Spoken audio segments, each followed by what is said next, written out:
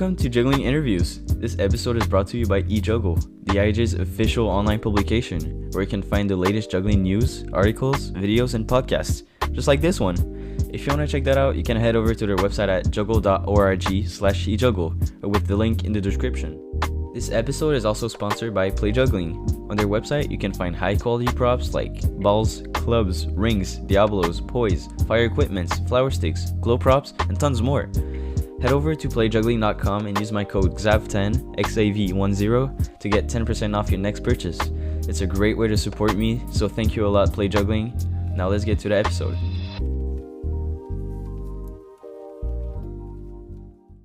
Donc bonjour à tous, bienvenue sur Juggling Interviews. Épisode un peu spécial, cet épisode-là va être entièrement en français et choc peut-être pour mes auditeurs français, peut-être que les gens savaient même pas que je parlais français. Mais me voilà avec Yann Viro, je suis très content de t'avoir sur le podcast. Comment ça va, Yann? Salut. Ça va très bien, merci de me recevoir, ça fait plaisir. Aujourd'hui, on va apprendre à connaître un peu plus sur toi. Pour de vrai, t'es un des jongleurs que j'ai le plus gros coup de cœur. Tu sais, quand tu scrolls et tu vois pour la première fois un jongleur, souvent c'est la première image qui compte. Et je pense que t'as eu la meilleure première image avec. Je pense que tu dois savoir quel genre de post Non. qui me tape dans l'œil avec ceux qui ont bien marché sur ta chaîne. Donc, je suis très content de t'avoir. Depuis ce temps-là, je te suis rigoureusement sur les réseaux. Et je suis très content de t'avoir sur le podcast. Donc, je vais être très choyé d'entendre comment tu as commencé ton parcours. Donc, Merci beaucoup. commençons par le commencement. Yann, comment est-ce que tu as été introduit dans la jonglerie, dans la vie? Comment est-ce que la jonglerie est venue à toi? En fait, c'est venu à l'école quand j'étais petit. Tout simplement, il y avait des animateurs du centre aéré après l'école qui faisaient un atelier et du coup qui m'ont introduit au jonglage, quoi. Ça m'a plu. J'ai bien aimé et du coup, j'ai fait ça pendant à peu près une petite année dans le cadre de cet atelier. Après, c'est resté, mais sans vraiment être quelque chose qui me prenait beaucoup de temps, quoi. Donc, voilà, je faisais du 3 balles, quelques figures, mais pas non plus. Je suis pas investi pleinement dans cette activité jusqu'à ce que j'avais 17 ans. J'avais envie d'une activité à la fois physique et artistique. Hmm. Du coup, j'avais déjà ces premières capacités en jonglage et je me suis dit, bah allez, tentons de faire un cours. Et donc, c'est là que je me suis dit que j'allais aller au Lido, qui est une école à Toulouse, une petite école où il y a à la fois un pôle amateur et un pôle professionnel. Et dans cette école, je me suis mis à jongler et ça m'a tellement passionné. J'ai tellement découvert une manière de jongler aussi hyper différente de ce que j'avais eu l'habitude de voir jusqu'ici que ça m'a pris pleinement énormément de temps et tout. Et donc, je me suis consacré à cette discipline suite à ça, quoi. Mais entre la première fois que tu as appris le 3 balles et tes 17 ans, est-ce que tu savais que la jonglerie allait beaucoup plus loin que le 3 balles? Est-ce que tu as déjà vu des gens faire des side swaps ou faire des body throws, Est-ce que tu avais déjà vu qu'est-ce qui était possible? Non, vraiment pas, vraiment pas. Non, non, j'étais vraiment juste. Ma seule connaissance du jonglage, c'était celle que m'avaient présentée les animateurs ouais, qui m'avaient introduit à ça. Et aussi, si j'avais dû voir deux, trois numéros de jonglage dans des cirques traditionnels, Mhm. m'avait impressionné. Enfin, je pense que ça m'avait marqué. Mais je me souviens qu'un jour, j'avais vu un numéro de freestyle basket dans un cirque traditionnel et j'avais adoré. Et je pense que ça a dû un peu plus, tu vois, me marquer dans ce sens-là. Après, j'ai toujours adoré les disciplines où il y a du tricks, genre Ouais. le skate, le hip-hop, le break. Même si je le pratiquais pas énormément, c'est toujours une chose que je regardais quand j'étais ado et tout. Donc Ou même voilà, un il y a truc un que peu je ce trouve côté. ultra impressionnant avec les pieds, faire des tours du monde, faire Je trouve que la jonglerie, ça peut s'appliquer avec tous les sports, techniquement. Quand tu y penses, tous les sports, même, je sais pas si t'as déjà remarqué, mais avec des bâtons de hockey sur glace, genre, tu peux faire des tricks avec Euh, des spins, tu lances avec la rondelle. Ça aussi, je connaissais ça avant même de connaître le jonglage. Donc, techniquement, je connaissais des Ouais, formes de jonglage avant de connaître le jonglage. Parce que ouais, ouais, le carrément. sport national ici, c'est bien évidemment le hockey sur glace. Donc, j'ai un peu grandi avec ce genre de tricks-là. Et même moi, j'ai appris un peu à faire du basket freestyle avant même de connaître l'existence des tricks de jonglerie. Je savais qu'on pouvait faire 3 balles, 4 balles, peu importe, mais je savais pas Hmm. que ça existait le freestyle de jonglerie. Et Ouais, ce ouais, monde-là, il est très beau à découvrir. Est-ce que c'est justement ouais. vers tes 17 ans, quand t'as replongé dedans, que tu t'es peut-être plus instruit sur la jonglerie? Est-ce que tu as fait tes propres recherches pour voir ça ressemble à quoi le top niveau, ça ressemble à quoi les différents tricks, les différentes façons de progresser? En fait, moi, dans l'école dans laquelle j'étais, il y avait pas mal de jongleurs. Là, au Lido à Toulouse, il y a beaucoup de gens qui jonglent très bien, qui passent par là, avec des recherches très spécifiques aussi. Du coup, j'ai vu beaucoup de jongleurs faire du body tricks, enfin, ouais, de vraiment mélanger avec le mouvement du corps.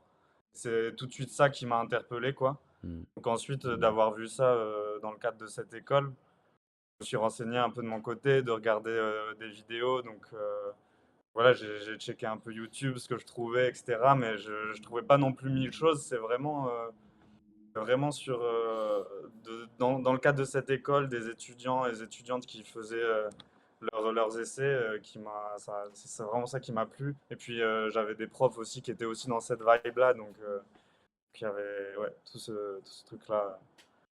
Et est-ce que tu te rappelles les premiers murs que tu t'es mangé en pleine gueule quand tu commences à jongler? Est-ce que tu te rappelles certains tricks qui t'ont totalement bloqué? Est-ce que tu te rappelles des lacunes que tu avais quand tu avais commencé? Bah, franchement, ouais. Je me souviens que la première fois où tu sais, j'ai tenté les tempes là, Hmm.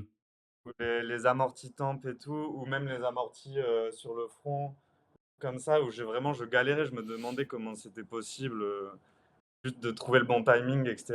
Et à force de le faire, j'ai capté. Mais ouais, c'est vraiment les premiers trucs où je me suis dit, en vrai, ça va demander du temps, quoi. Hmm. Ça va vraiment demander du temps et ça a demandé du temps. Et après, il fallait faire l'autre côté, ça a demandé encore plus de temps. Ouais, ça a pris vachement de temps. C'est le genre de premier mur que j'ai eu, de me rendre compte qu'en fait, des tricks que j'ai vraiment envie de faire, ça allait vraiment me coûter du temps et de l'énergie. Mais avec plaisir, bien sûr. Et Ouais. voilà, que ce genre d'amorti, les trucs comme ça, ouais. Ouais, surtout que ça fait un peu spécial parce que c'est pas les parties du corps qui sont souvent activées dans la vie. Tu sais, exemple, je sais qu'il y a des gens qui sont très très forts au back-crosses parce que tu sais, dans la vie, il y a des gens qui font tout le temps un peu ce geste-là de tirer quelque chose dans leur dos, qui savent un peu la Ouais, proprioception de derrière à devant ou quoi que ce soit. Mais jamais dans le contexte de la vie de tous les jours, tu fais des tu mets un objet sur ta tête. Donc c'est ouais, vraiment un ouais, c'est vrai. timing, c'est une façon de bouger et même. Est-ce que t'as eu ça aussi? Quand t'as une massue, tu prends en équilibre. Moi, au début, je le tenais genre dans cet angle-là. Genre, je Ah, savais pas que c'était pas droit du tout. Et pendant genre des mois, je pratiquais comme ça et je devais genre avancer devant parce que ça tombait directement dès que je lâchais. Et ouais, j'ai jamais calculé que genre, fallait juste que je le tête un peu plus loin. Un peu plus. ouais. Et J'avais un peu, ouais, c'est pas des trucs ce qu'on genre sait de truc. d'avance. Non, c'est clair, c'est vraiment en faisant, quoi. Genre moi, au début, c'est marrant, quand je faisais les tempes, j'étais vraiment hyper proche du sol comme ça, pour être vraiment avoir la tête horizontale. Et après, j'ai compris que je pouvais être un peu plus là et tenir la balle, enfin, organiser mon corps pour que ce soit, voilà, pour que ce soit plus confortable pour moi aussi, quoi. Et plus esthétique aussi. Mais Ouais, ouais, c'est drôle, t'imagines. c'est fou. Attends, j'imagine juste ce truc-là, si tu devais faire genre chacune des balles Ouais. comme ça, Vraiment, ça moi, doit je être, crois. ça doit être impossible à faire. En tout cas, C'est si tu le ça, fais, ça quoi. doit être cardio. Oh wow. Ouais, ouais, ouais. Puis tu Oh. dois te faire mal là partout, sur au rein et tout, ça doit. Ouais, Mais c'est chaud. mais au final, les gens ils faisaient leur essai. Et est-ce que dans cette école-là, tu devais construire un acte, au complet, un numéro avec une thématique, un style et une technique particulière, ou c'était un peu du n'importe quoi et ils te laissaient la liberté de construire ce que tu voulais? Bah, quand j'y étais allé, quand j'ai commencé à jongler, donc en tout début, c'était vraiment en amateur, donc c'était un peu cadré. Il y avait quand même des gens pour nous accompagner dans la création du numéro. Au début, c'était vraiment le défi juste d'aller sur scène et jongler, dans sa simplicité quoi déjà, où c'est déjà énorme. Petit à petit, je suis arrivé dans des groupes de création où là, c'était plus à nous de proposer, des idées. Et en fait, j'ai gagné en autonomie, enfin dans cette école, tu gagnes un peu en autonomie petit à petit quoi. Tu as vraiment ce truc où tu pars de l'amateur et ensuite, si tu arrives dans l'école professionnelle, là, tu as vraiment beaucoup de liberté, dans la création de numéros. Et pour le coup, c'est une école aussi ouais, qui laisse, énormément de travail créatif, et d'autonomie à l'étudiant pour, qu'il fasse des propositions, qui lui appartiennent vraiment quoi, qui soient vraiment authentiques par rapport à ce qu'il ou elle a envie de faire et du coup, c'est hyper intéressant. Ça, c'est une école du coup que j'ai fait en amateur et en professionnel Mmh. et du coup, ouais, ça m'a appris énormément de choses, et donc ouais, c'est à la fin, tu construis un numéro, mais au début, c'est vraiment plus des expérimentations, des jets comme ça où tu Mmh. pas vraiment de début, pas de fin, De la tu peux recherche. vraiment faire ce que tu veux. Ouais, de la recherche, ouais, ouais, carrément. Mmh. Et mais attends, mais c'est intéressant, tu rentré dans l'école en ayant une base de jonglerie, mais sans savoir que ça pouvait aller loin et au final, c'est dans cette école-là que tu as eu le déclic que c'est peut-être ça que tu voulais faire de ta vie, professionnellement? Ouais, ouais, ouais. Ah En wow! gros, moi, quand j'étais en école amateur, j'étais aussi à côté aux Beaux-Arts, de Toulouse. Je peignais, je faisais des sculptures, des peintures et et je me suis dit que c'est vraiment dans le cirque où je pouvais avoir la liberté, à la fois faire ma discipline de jonglage où j'adore ça, tu vois? Mmh. Ça me prend beaucoup de temps et où ouais, où j'ai trop envie de me plonger à fond là-dedans et en même temps de pouvoir, insérer, la partie, artistique, plastique, que peut-être dans la scénographie ou dans la mise en scène, de comment Mmh. est-ce que je peux mixer les 2 et j'ai trouvé que dans cette école, il y avait cette liberté-là d'expérimenter, certaines choses qui vont dans ce sens, quoi. Mmh.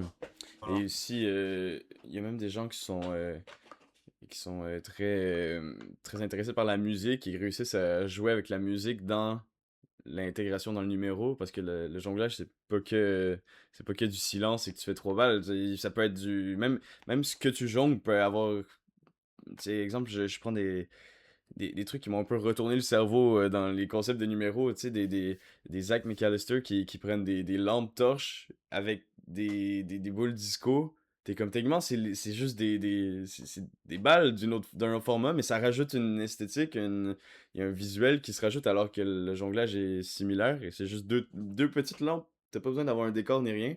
Et même ce que tu jongles peut avoir un impact esthétique sur le public. Et genre, quand j'ai commencé à voir des numéros comme ça, et même voir des gens qui jouent avec avec le décor, des gens qui...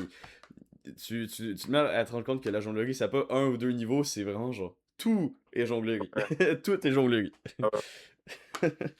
Ouais, ouais, carrément, c'est hyper intéressant tout ce qu'on peut faire, grâce à la scène, quoi, où en fait, il y a une liberté de dingue, là-dedans. Tu peux hybrider avec, tellement de choses différentes, quoi, comme tu disais, la musique, les arts visuels, on peut aller aussi dans le théâtre, enfin, dans des choses beaucoup plus chorégraphiques aussi. Même dans le Et c'est ça costume. que j'adore, c'est ce truc, ouais, dans le costume est grave, il y a tout, en fait.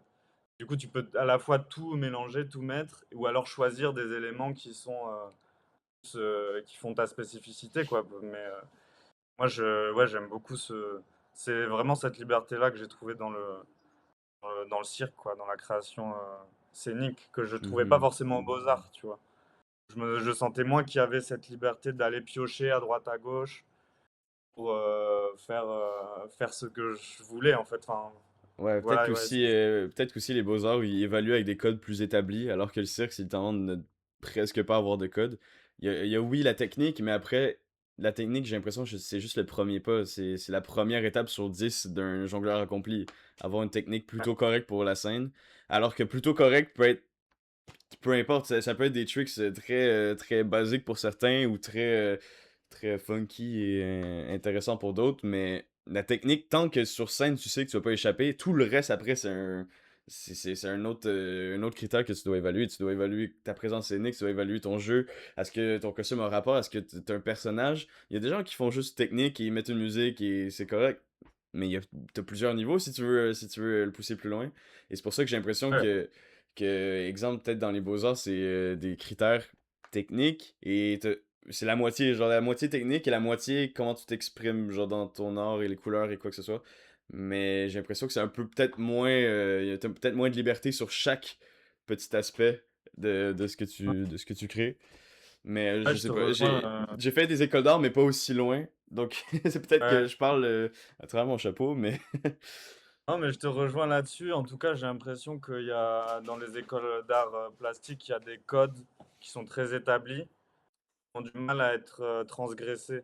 Enfin, où c'est plus difficile de les transgresser en tant qu'élève. Hmm. Alors que même si c'est pas forcément lié à la technique, c'est lié un peu à ce qu'on peut voir dans le milieu institutionnel de l'art contemporain. Et dans le cirque, il y a un peu ça, mais j'ai l'impression que c'est beaucoup plus ouvert parce que le cirque, historiquement, c'est hyper hybride, quoi. On peut Hmm. mettre tellement de choses dedans. Que du coup, il y a beaucoup plus d'ouverture à venir piocher à droite, à gauche, au mélange, quoi, globalement des disciplines artistiques. Ouais, ouais, je te rejoins carrément. Ouais, ouais. Et Mais en même temps, j'adore aussi les formes de jonglage hyper pures où c'est vraiment juste du jonglage et de la recherche pure et dure, où c'est des déclinaisons de mouvements et c'est aussi des choses qui me parlent énormément, quoi. Et j'ai l'impression qu'aussi avec les réseaux et les formats courts, verticaux et tout, bien coupé, faut que ça soit pas trop long, sinon les gens ils perdent l'attention. J'ai l'impression qu'on retourne un peu dans ce format-là de... T'as même pas de décor, c'est un gym ou peu importe où ce que tu jongles, c'est ton tricks et t'as genre... T'as 10 secondes pour prouver ce que t'es capable de faire et après ça passe au prochain. Ouais, ouais, Et ouais. j'ai l'impression que c'est rendu un peu... c'est peut-être l'antichrist de la performance scénique. Ce qu'on voit sur les Ouais, réseaux. mais vraiment. Tu t'as pas le temps d'établir un personnage ou un décor ou une atmosphère. Mais faut que ta technique et ta jonglerie soient intéressantes. Ou au moins que tu aies un élément de surprise. Mais Ouais, ah, ouais, c'est vrai. peu importe. C'est une tangente, Non, mais c'est mais vrai que c'est drôle parce que moi, entre ce que j'ai comme vidéo sur Instagram et ce que je fais sur la scène, vraiment, ça a rien à voir, quoi. Enfin, c'est les mêmes tricks, si tu veux, c'est la même matière de jonglage, mhm, et mise en scène de manière très différente. Et du coup, c'est ça aussi que j'aime avec le médium Instagram, même si je poste au final assez rarement, quoi. Et d'ailleurs, c'est même pas, enfin, la vidéo là, qui a un peu fait monter mon compte, c'est même pas moi qui l'ai faite, c'est mon pote, c'est Clifftop. Je sais pas si tu vois oh, sur les réseaux, ouais, c'est mon pote de promo. hmm, je l'adore. Et ouais, J'adore. ouais, il est trop cool. C'est mon pote de promo et il m'a dit un soir, vas-y, viens, on filme vite fait. Il m'a filmé ça, il m'a monté tout et c'est grâce à lui qu'après la vidéo a monté et tout. C'est aussi un truc que j'adore sur les réseaux, c'est que tu peux montrer une facette aussi différente que ce que tu fais sur scène. Et ouais, c'est vraiment, ouais, c'est- l'univers, il doit être là dès le départ, quoi. Ça, c'est un peu, Et surtout, je c'est trouve que un truc que peut-être que tu arrives à mieux faire que d'autres, je trouve que peut-être que la matière elle-même, tu réussis à trouver des tricks qui sont assez lisibles, genre visuellement, quelqu'un qui sait pas jongler peut quand même comprendre ce qui se passe et ils sont assez surprenants, genre on dirait que t'appliques le less is more, mais plus que c'est less, plus que c'est impressionnant. Genre faut que t'aies un aspect de surprise. J'ai l'impression que même un body throw qu'on voit tout le temps. Exemple, un des trucs que j'ai le plus adoré de ta matière que j'ai vu sur les réseaux, c'est t'es lancé derrière le cou, mais que tu tapes avec le coude.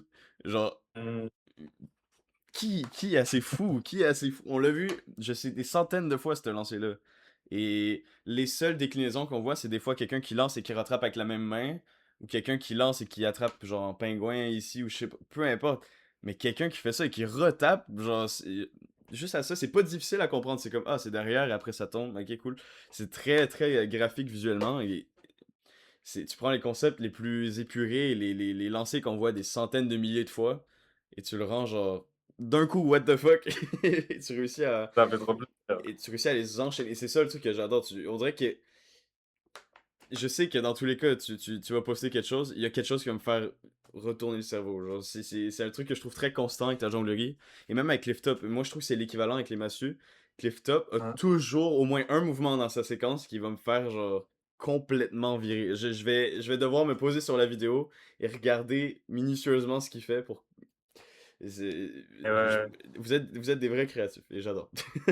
ah bah, ça fait trop plaisir. Ouais, merci. En vrai, c'est vrai que le truc, ce que tu dis de la surprise, en fait, moi, je crois que c'est ça que je recherche quand j'écris, quand je cherche des tricks de jongle. Vraiment, ce truc d'effet de surprise, à la fois, c'est quelque chose que les gens n'ont pas forcément déjà vu, même si j'ai pas la prétention d'inventer, tu vois, enfin, tu vois, tout ce que je fais. Enfin, c'est toujours des inspirations. Et j'essaie toujours de les faire à ma manière pour que, en fait, que personne n'ait déjà vu ça, quoi. Donc il y a toujours un Mhm. peu ce truc surprenant. Et qu'il y ait toujours aussi ce petit truc un peu de, bah, comme tu dis, le petit rebond, presque le frisson technique, quoi. Le frisson qui est dû à ce truc de ah ouais, ok, il a placé à ce moment-là, c'est chaud après de le rattraper ou je sais pas quoi. J'aime bien j'aime bien ce truc-là, ouais. C'est vraiment un truc que je cherche, donc ça fait trop plaisir. Et, et surtout, c'est très beau avoir dynamiquement quelqu'un qui. Je trouve que tu bouges énormément avec ton jonglage. Je trouve qu'il y a une rythmicalité, il y a une espèce il y a une musicalité, il y a quelque chose avec. Et c'est pour ça que je trouve que ça marche super bien avec les formats de ce que t'as posté qui a bien marché avec les gens. Je pense que les gens ils résonnent très bien avec les rythmes et la surprise. Mm, On dirait quasiment genre. Je sais pas si ça fait du sens, mais je l'interprète quasiment comme un vidéoclip. Tu sais, parce que tu t'attends au prochain clip, et dans tous les cas, tu sais que ça va aller avec la musique, tu sais que tu vas genre. Le fil conducteur, c'est la musique, un peu genre ton personnage, ton vibe, genre. On dirait quasiment que t'es un danseur, et en plus, genre, ah wow, en plus, il fait Moi, je parle d'une vision d'un non-jongleur, quelqu'un qui découvre juste ça, avec la musique, tu vois, genre, il y a quelque chose qui se passe, tu sais, c'est très instinctif. Tu vois juste, il y a du mouvement, il y a du rythme et tu suis sans même savoir ce qui se passe. Et après, tu regardes et mm. t'es de plus en plus impressionné. Au début, tu commences pour les vibes, après, tu restes pour la jonglerie. Et je trouve que c'est un très beau, une très belle façon d'exploiter la plateforme, c'est l'Instagram. Je pense que peut-être ça marcherait un peu moins un clip pur silencieux de 2 minutes de toi qui fais de la recherche sur Mm. Insta, mais je pense que c'est juste le format Insta qui permet moins ça, en tout cas l'algorithme qui booste un peu moins. Ouais. Mais ouais, ça m'étonne pas que les gens aient beaucoup raisonné avec certains des clips. Et on sait de quel qu'on parle, et peut-être que les gens qui regardent, surtout si vous êtes des francophones, s'il vous plaît, découvrez cette pépite. Découvrez regardez en dessous de sa cam, c'est écrit A commercial le underscore Viro. Regardez ça après l'épisode. Regardez sur Instagram, c'est du bonbon. Si je peux me permettre. Mais Merci. retournons au format interview. Là, c'est juste moi qui, qui te Ça me fait donne. plaisir. Qui te donne. Euh, je suis très curieux. À quel moment t'as découvert le sweet spot de la jonglerie où ce que t'es comme. C'est cool, c'est challengeant, c'est un petit challenge, mais là tu découvres ton propre style et t'as tes propres signatures, t'as tes propres. Est-ce que ça vient avec l'entraînement? Tu l'as découvert à quel moment? Est-ce que t'as des tricks en particulier qui t'ont fait décliquer? Est-ce que c'est. Parle-moi de ça. Je suis curieux. Et ouais, c'est pas évident en vrai à savoir. Je crois que j'ai commencé à chercher mon style quand je suis arrivé en prépa de cirque et où j'avais déjà développé un truc avec les pieds, avec le jonglage pied que maintenant je fais beaucoup moins. Mais ouais, je sais pas, j'avais déjà cette envie de jongler déjà avec différentes parties du corps parce que ça c'était des choses que j'avais déjà vues, etc. Et en plus de ça, de le faire à ma manière, quoi. Donc, quand j'ai découvert le jonglage pied et que j'ai essayé des tricks que j'avais jamais vus, en tout cas qui sortaient de mon imagination, etc., je me suis dit, ah là, il y a peut-être un truc. Et puis, en prépa, j'ai commencé à voir qu'est-ce qu'on pouvait faire avec tout le reste du corps, avec différentes parties. Puis, c'est aussi inspiré de plein de mondes que j'ai découvert à ce moment-là, quoi.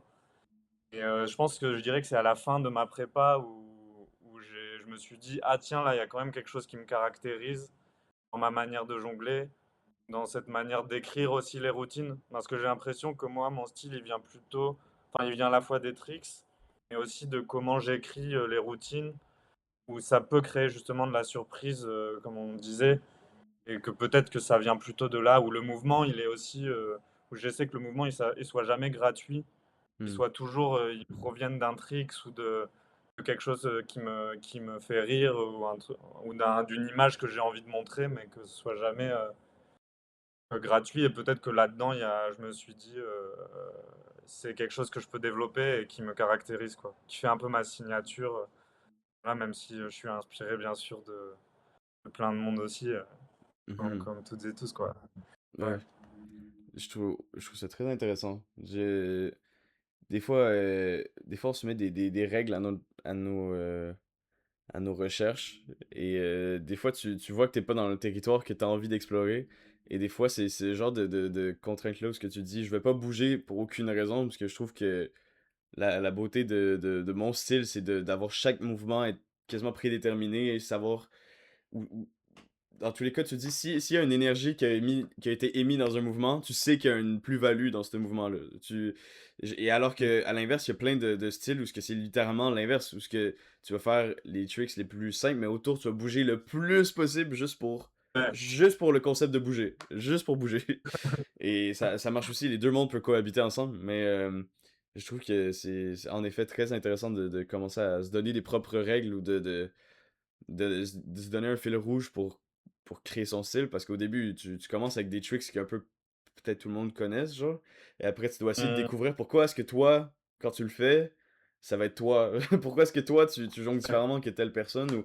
Et des fois, c'est juste un mélange de plein d'inspirations, comme tu dis. Tu voles un peu le style de plein de gens et tu finis par te faire ton propre avis là-dessus, et tu commences à développer. Et après, avec cette base technique, où ce que tu recopies certains tricks, tu recopies certaines techniques que tu vois, des certains peut-être mouvements ou styles de lancer ou quoi que ce soit. Et après, tu te fais un peu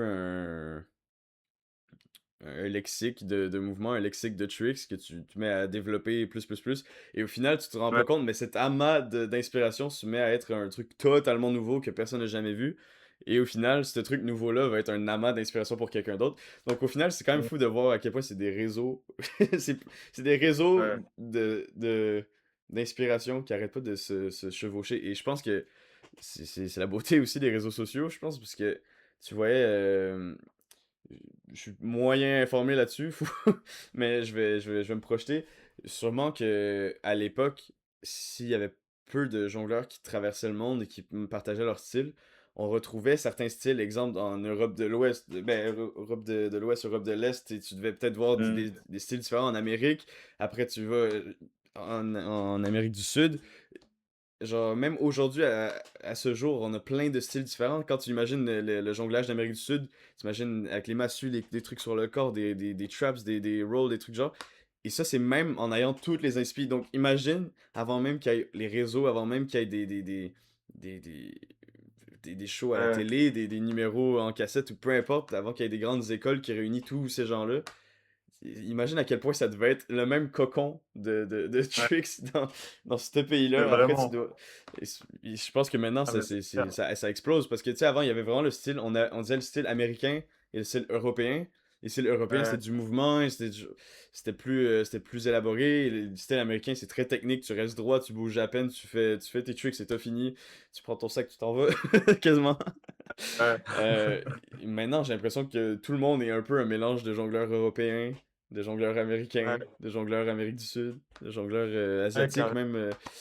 C'est, je, je trouve ouais, ça, c'est trop bien, c'est trop je trouve ça assez dingue. Genre, on est ouais, rendu, la communauté de jonglerie est rendue un melting pot international de plein de styles, et je trouve ça assez magnifique.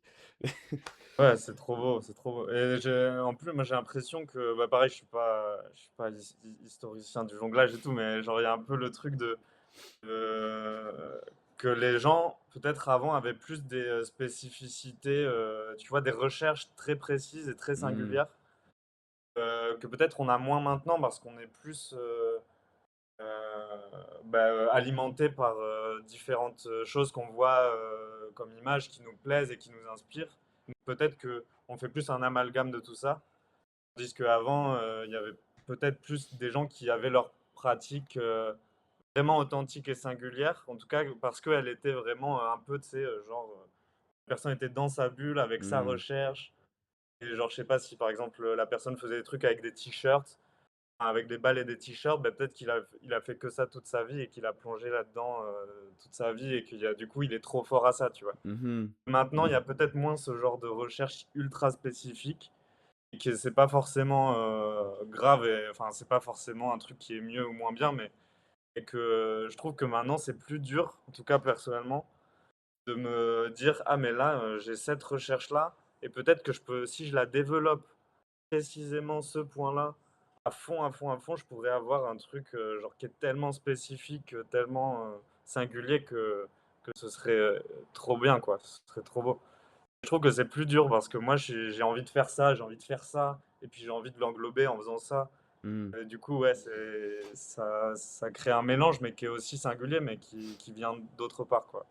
Ouais, je pense que les gens, ils ont tellement d'inspirations différentes et ils veulent tellement intégrer un peu tout. Et je parle des gens, mais les gens, c'est moi. Je pense que je suis le premier à tomber sous ça, mais il y a- tu prends un peu de tout et tu essaies d'être un peu multidisciplinaire et d'être généraliste dans le style. Mais au final, je pense que des fois, ça veut pas dire que c'est mieux ou moins bien, mais des fois, d'être assez plongé la tête par en bas sur un même style, tu permet de faire de la recherche un peu plus loin. Et j'ai l'impression que Mm. des fois, euh, j'ai l'impression que des fois, tout le monde essaye d'un peu d'être homogène et d'avoir un peu le même. Si on voit des Spencer and Jolie qui apprennent à faire des sets massus, des gros tricks, les gens ils se mettent à apprendre le set massu pendant des mois et des mois et des mois. Ils give up un peu Mm. leur style. Et les gens, ils se mettent à avoir un peu tout le même bagage technique. Et des fois, il y a une personne qui a une petite spécificité ici, là. Genre, t'es comme, ah, tu sais faire un peu ce que tout le monde essaye de faire. Mais, genre, t'as ce petit truc-là en particulier. Mais des fois, ça ferait du bien de voir des gens pousser ce truc-là au maximum et de voir à quel point ils peuvent aller loin. Ouais. Et je trouve que c'est les vidéos qui ressortent le plus, genre les vidéos de recherche. J'ai peur de froisser son nom. C'est Artou qui avait fait la vidéo avec les anneaux, les balances, euh, Je sais pas trop, j'avoue, je vois pas. ou même Émile Dahl qui fait son Ouais. classique de l'année. C'est ce genre de choses-là, tu te dis, Émile, il a pas pris le temps ou peut-être, en vrai, je dis ça, mais sûrement qu'il a pas, il s'est pas cassé la tête pendant des mois juste pour, genre, copier un trick qu'il a vu sur Instagram. Ça paraît des gens qui se sont poussés dans une recherche et qui font une vidéo, Mm. surtout aussi bien produite, tu permets de vraiment englober, de mettre dans un cocon, genre, tu permets de faire tu délivres ton produit d'une façon beaucoup plus épurée et de la meilleure façon possible dans ce genre de long format avec ta propre musique, avec ton propre décor. C'est toi qui choisis comment tu veux le présenter.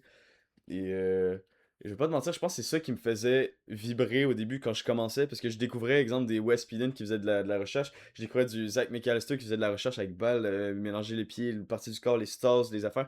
Je voyais des. Et c'est ça qui me retournait le cerveau, c'est de voir à quel point les gens ils sont singuliers dans leur style. Et c'est ça qui me donnait envie de moi-même découvrir mon propre style. Et peut-être qu'on perd un peu ça parce que les gens essayent de un peu tout mélanger et de copier certains et d'avoir le même bagage de tricks. Mais, Mm. c'est toujours cool de voir les pépites qui sortent et de voir à quel point les gens ils réussissent à quand même être singuliers et de pas trop suivre la masse. Et, Ouais. euh, et comme je dis, c'est pas forcément positif ou négatif, c'est juste les gens qui ont le même bagage technique ont beaucoup de bons tricks et souvent c'est ça qui aide après à développer son propre style. Quand t'es quelqu'un Ouais. qui a beaucoup de lexique de tricks et qui est capable d'aller plus haut, plus difficilement dans plus de hauteur avec plus de précision, c'est ça aussi que la technique t'apprend. C'est quelqu'un qui est capable de faire 3 massues versus quelqu'un qui est capable de faire 7. Peut-être que tu es capable de trouver un très bon sweet spot quand tu es capable de faire 7, de faire un excellent trick à 4 massues que personne n'a jamais vu de leur vie. Et c'est ça qui change Ouais, la ouais. perspective. Alors que quelqu'un peut être un master à 3 massues et les tricks de base, ils les ont genre super bien. C'est ultra rodé, Mm. mais t'es un peu. T'as l'impression que t'es comme, ok, maintenant tu fais quoi? Maintenant quoi? Il se passe quoi? Ouais, ouais, ouais. Donc, Ouais, ouais, c'est clair. Bah, comme tu dis, c'est moi ce que je trouve cool, c'est quand l'un alimente l'autre, quoi. C'est ça qui est trop chouette, c'est quand, comme tu dis, quand tu sais faire du 7 massue, je pense qu'il y a des tricks que tu quand tu pouvais pas les imaginer à 3 parce que tu savais pas faire du 7, enfin des trucs un peu comme ça. Mhm. Ou même ça apprend des choses sur le placement du corps ou des trucs de rigueur dans l'apprentissage aussi et dans l'entraînement. Et après, peut toujours t'apporter dans n'importe quel body tricks que tu as envie d'avoir après, quoi. Pour moi, l'un alimente l'autre. Et moi, je pense que d'ailleurs, tu peux avoir quelques lacunes sur du 7 balles ou quoi, que là, je suis en train d'essayer de rattraper parce que je me suis peut-être trop investi dans du 3 balles mouvement que moi Mhm. j'adore et que ça me fait triper. Et que là, aujourd'hui, j'aimerais bien, tu vois, un peu avoir de la technique un peu plus académique, on va dire, pour pouvoir redébloquer des choses derrière en 3 balles, quoi. Mhm. Voilà. C'est très, très, très, très intéressant. Je trouve. Et aussi, des fois, dans notre propre destination en jonglerie, j'ai l'impression que ça. Tu te rends vers un point, mais des fois, ça va passer par ces moments-là tu pousses la technique et tu give up un peu tes tricks signature. Et après, tu te mets à être Ouais, un peu lassé de la technique, fait que tu retombes dans des tricks qui te font sentir unique et qui. Tu sais, c'est ta safe zone quand tu fais tes propres tricks à toi et qui marchent super bien. T'as l'impression d'être un peu meilleur en jonglerie parce que quand tu pratiques ta technique, tu fais 7 balles, tu regardes les gens qui font des énormes tricks à 7 balles, t'es comme, ok, je sais pas faire 7 balles. ouais, Et au final, ouais, vraiment. même si ton 7 balles est très, très, très correct, des fois, c'est pas le chemin le plus gratifiant de pratiquer que sa technique pure et dure parce qu'il y a des gens qui te poussent tellement loin, t'as l'impression que tu sers à rien dans ce milieu technique-là. Alors que c'est une belle balance, des fois, c'est de passer par la technique puis retomber dans son style. Et un va alimenter l'autre, comme tu dis. Quand tu pratiques ta technique, tu vas être un peu plus à l'aise après avec ton propre style. Et même tu peux pousser des nouvelles recherches plus techniques que tu savais peut-être pas faire avant. Ouais, Euh, grave.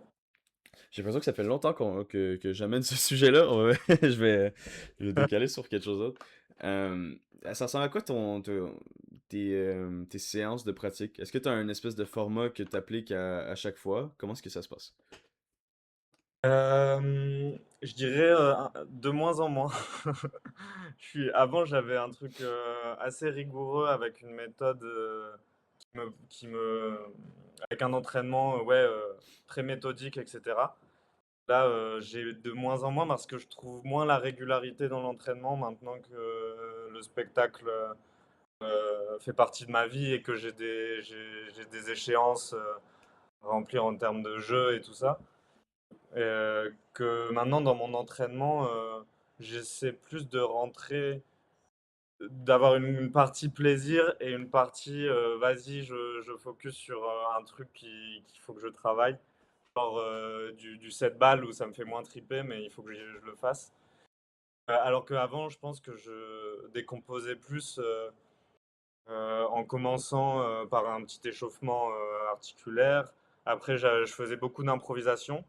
Hmm. J'avais sur de la musique pour déjà pour commencer l'entraînement avec du plaisir parce que c'est vraiment pour moi la base et c'est ce qui me fait vraiment tenir quoi. Aussi parce que c'est là que je trouve les petits tricks, les petits passages où je me dis tiens là, ça je peux le développer. Et du coup, après avoir fait un peu d'impro, je prenais un petit quelque chose de cette impro que je développais. Euh, donc j'avais un peu ce truc-là qui commençait mon entraînement. Donc voilà, impro, donc recherche autour de cette impro, mais un peu plus recherche méthodique, on va dire. Mhm. Prenant un concept, en essayant de voir comment je peux décomposer ce concept ou comment on dit, trouver des nouvelles choses à partir de là. Et ensuite, après cette partie recherche, de faire de l'entraînement sur des motifs qui sont déjà créés mais qui ne sont pas encore maîtrisés. Voilà, c'était plus comme ça que je composais mon entraînement à la base. Je résonne énormément avec ça. Je pense que c'est exactement avec cette méthode-là que moi aussi j'ai trouvé c'est des petits moments où pendant que tu le fais, tu le sens extrêmement bien. T'es comme, ok, ce feeling-là, j'ai envie de l'avoir souvent. J'ai envie ce tricks-là, c'est pas qu'une fois parce que j'ai été chanceux cette fois-là. Je vais tellement le pratiquer que maintenant il va rentrer dans mon langage, dans mon lexique de tricks. Je suis très curieux, quel genre de musique tu mets? Est-ce que c'est de la musique qui ressemble à ce que tu fais en spectacle? Est-ce que c'est de la musique que tu écouterais de la vie de tous les jours? Est-ce que t'as des certains styles que tu mets pour t'inspirer certains Ben, styles de jonglerie? en vrai, je pense que c'est plus de la musique que j'écoute dans la vie de tous les jours, en fait, qui me met en mouvement, quoi, qui me met Mhm. naturellement en mouvement. Et là, de là, je prends les balles et je fais de l'improvisation. Mais il y avait un long moment où je cherchais des musiques, pas pour l'impro, mais plutôt pour la scène. Mm. J'ai vraiment constamment un œil un peu sur ah tiens, cette musique-là, marrant, je l'écouterai pas forcément dans la vraie vie. Mais par contre, pour la scène, ça défonce. Je pense qu'elle est hyper intéressante. Elle crée un univers spécifique et tout. Donc j'ai un peu ces deux registres-là, mais pour l'entraînement et pour l'improvisation, je pars plus souvent sur des playlists personnelles, j'avoue, qui me font bouger, quoi. Mhm. Un peu plus ça. Et ici, est-ce que tu remarques des fois que selon le BPM ou selon le style de musique, la jonglerie, elle change? Est-ce que Ah bah ouais, c'est ouais, je pense. Ouais, ouais, carrément, parce que je pense que quand je fais de l'impro, bah, ça joue beaucoup sur la musicalité. Et, et effectivement, ouais, il y a. Je pense que, ouais, ouais, ouais, ouais, c'est sûr, c'est sûr. Je suis hyper impacté par les sonorités des musiques et tout que j'écoute à ce moment-là, quoi. Ouais, c'est Hmm. clair. J'adore ce concept-là. Je trouve ça vraiment drôle parce que à chaque fois que j'entends une musique, j'ai l'impression que j'ai deux oreilles différentes. J'ai l'oreille de est-ce que j'aimerais ça dans la vie de tous les jours? Non, ça passe à l'autre oreille. Est-ce que ça marcherait soit dans une vidéo ou dans un spectacle? Peut-être. Oui, Donc tu le gardes dans une playlist à côté. oui, de ouf, de ouf. Le pire, c'est que ça peut Ouais, être une chanson que tu détesterais dans la vie de tous les jours, mais ça te donne des frissons de genre pratiquer un numéro dessus.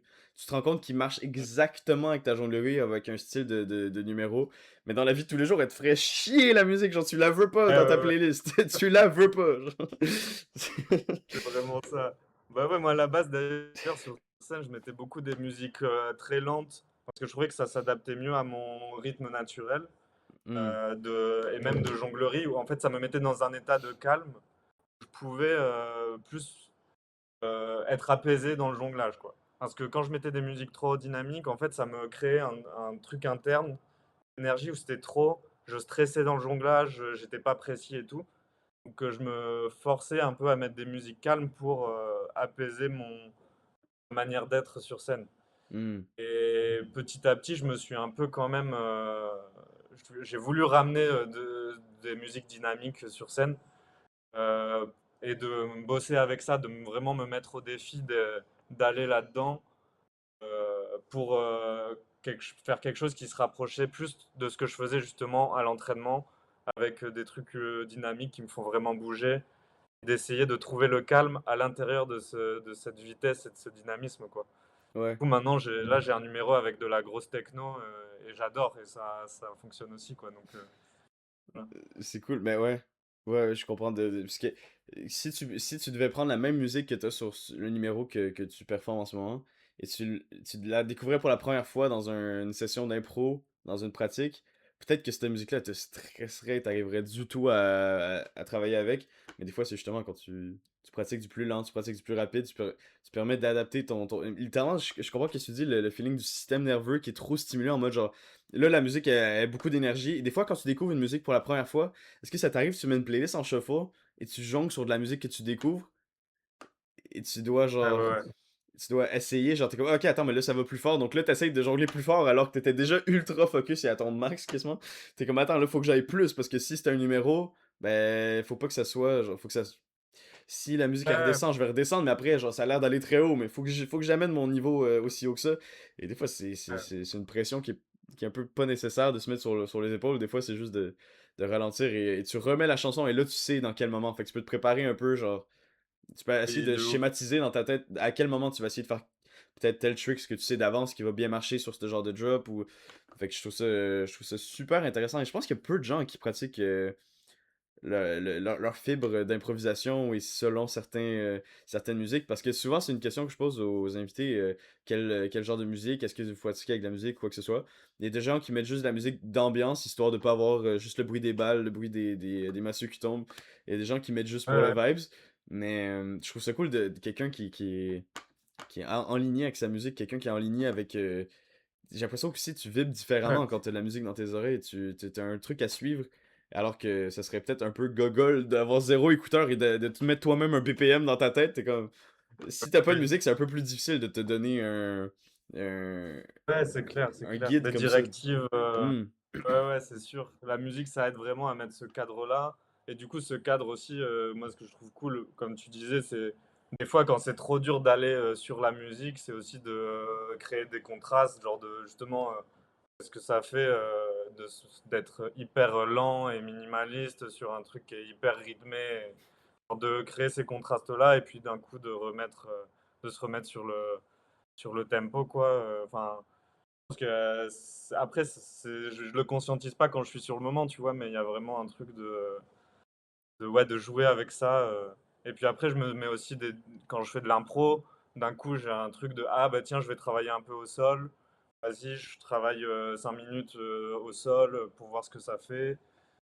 Ensuite, je décide de faire, enfin, tu vois, de me donner aussi des directives un peu d'espace corporel, de mouvement qui me permettent d'aller en fait ouais de faire un peu comme la musique quoi de donner ce cadre à l'improvisation un petit peu même il est parfois très large ce cadre ça me permet quand même d'avoir des petites notions que je peux appréhender peu à peu Hmm. voilà, un peu Et comme ça.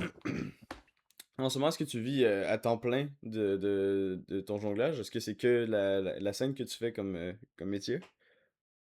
Ouais ouais ouais là je fais que de la scène en France l'avantage c'est qu'il y a l'intermittence. Que ce système, il permet ouais, de pouvoir faire ça de sa vie assez facilement, à condition que tu remplisses le nombre de contrats que tu dois faire par an. Hmm. Et en tout cas, vu que moi j'ai la chance d'être dans plusieurs projets, bah, ça me permet d'avoir cette intermittence et de pouvoir faire ça de ma vie, quoi. Ouais, c'est trop bien. Voilà. Et je demande une question parce que je trouve que je résonne assez similairement à comment toi tu résonnes avec le jonglage. C'est très passionnel, il faut que tu aies du plaisir avant de. Si le plaisir n'y est pas, souvent le résultat il est Mhm. pas après et t'as peu de motivation et tout. Et j'ai un peu. Je vais pas te mentir, c'est ça qui m'a pas fait passer le pas de vivre de mon jonglage comme performeur parce que j'ai peur Mhm. de perdre cette passion-là. Et c'est une de mes pires phobies, c'est cette passion-là ça doit être la passion que j'ai gardée le plus longtemps dans ma vie aussi fort. Parce que je suis le genre de personne qui prend un truc pendant 3 mois, qui va le dropper après, j'en fais plus, puis après je reprends. Et des fois c'est des vagues, mais le jonglage c'est le seul truc qui est resté, genre, Mhm. très très aligné avec peu importe ce qui se passe dans ma vie. Peu importe si j'avais de l'énergie ou pas, j'ai réussi à jongler au moins une fois par semaine dans tout, depuis que j'ai commencé, depuis 2020. Ça fait pas ultra longtemps, mais quand même 6 ans. Ben, ouais, un bon 6 ans de jonglage sans arrêter, c'est énormément de temps pour moi qui drop des passions à la dizaine. Donc c'est pour ça que j'avais peur de me mettre professionnellement dessus. Mais justement, toi, de passer du contexte scolaire et du contexte tu jongles pour le plaisir et de le voir l'appliquer professionnellement, est-ce que c'est une pression? Est-ce que c'est une adaptation que tu as dû faire? Est-ce que t'es encore super passionné? Est-ce que ça t'aide à pouvoir continuer?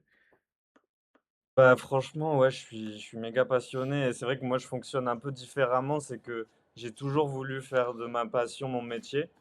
Donc c'est-à-dire que genre il y a vraiment ce truc où quand je commence quelque chose, j'y vais vraiment à fond, dans le sens où je me dis que ce truc-là, il faut que potentiellement ça devienne la part la plus importante de ma vie, quoi. Et vu que le Hmm. travail, ça prend énormément de temps, bah, j'ai envie que ma passion, ce soit mon métier. C'est un peu la logique que j'ai.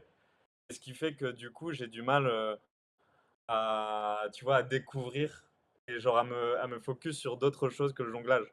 Mhm. Genre, en gros, dans ma vie, il y a le dessin, les arts plastiques et le jonglage. Et, et j'ai pas tellement énormément d'autres cordes à mon arc que ces choses-là. Et ce que je trouve trop bien, tu vois, c'est de pouvoir aussi, tu vois, j'aurais trop aimé faire de la musique, mais il y a un truc où j'ai peur de m'y atteler parce que je me dis: «Ah mais je vais perdre, un peu le temps que je devrais consacrer à ma passion qui est mon métier enfin qui est mon métier». Et ouais, effectivement, il y a tout en tout cas, j'ai la chance de ne pas avoir perdu le plaisir, dans le jonglage aussi parce que je l'alimente.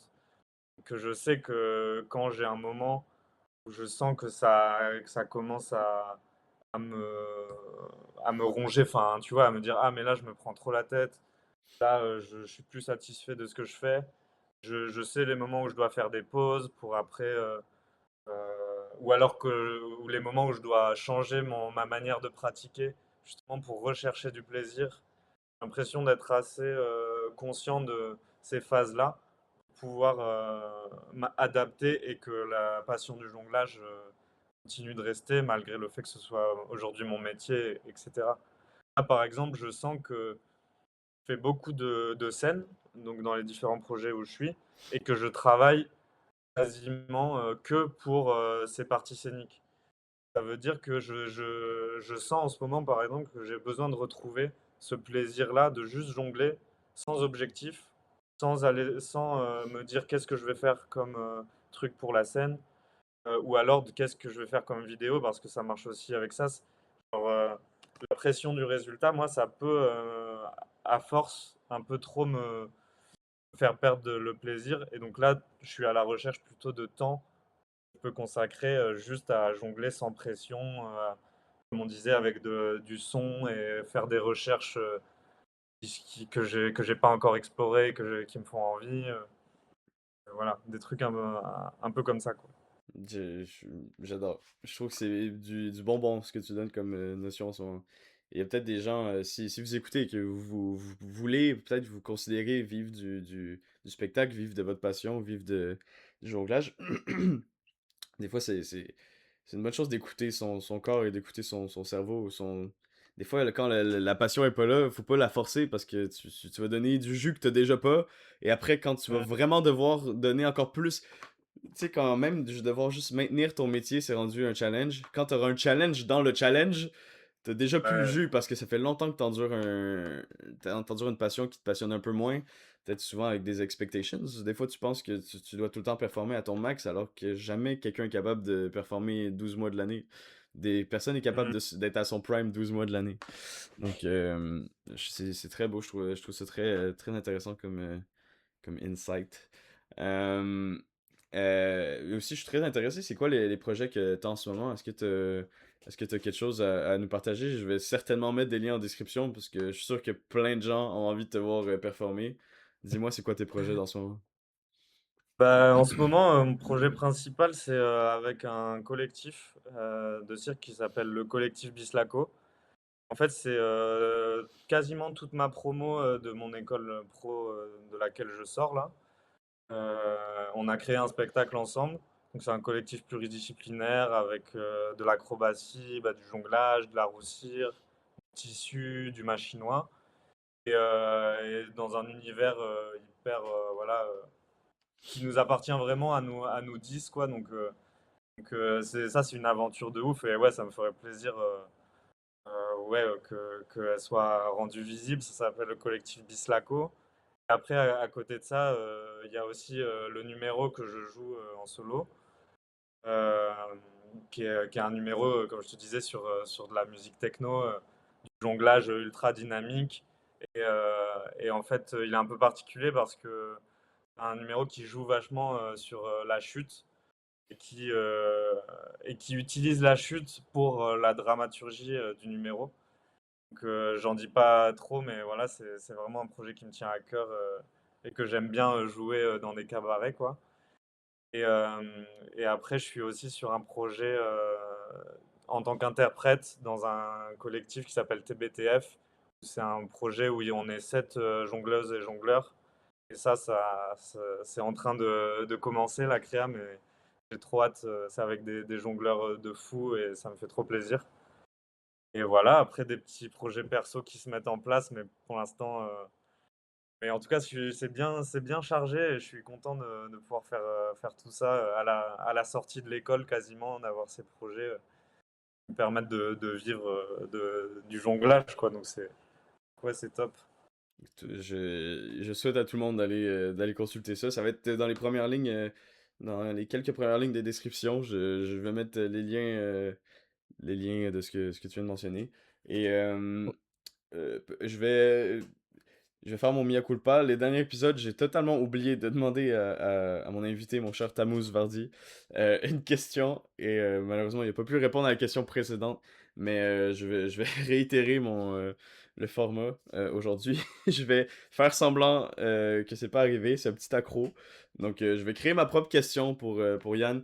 Et on va continuer à partir de là. Désolé à Tammuz pour la question non répondue du dernier épisode. Euh, pour toi, mon Yann, je vais te demander qu'est-ce que la scène t'apporte versus le jonglage pour toi-même? C'est quoi ta relation avec la scène versus ta relation avec le jonglage personnel? Ah ouais, c'est des questions comme ça, d'accord. Ah ouais. Bah, non, mais trop intéressant, trop intéressant. Bah, en vrai, euh, c'est pas évident parce que en soi, la scène, c'est quand même à chaque fois mon objectif final, quoi. C'est ce que je pense quand je pratique, c'est quand même toujours lié à ce que je vais faire sur scène à la fin. Donc il y a ce qui m'apporte le plus dans le cirque, c'est le fait d'être sur scène, de partager ma passion avec les gens, de partager peut-être bah, l'histoire que j'ai envie de raconter avec mon jonglage, mais aussi ce qu'il y a autour.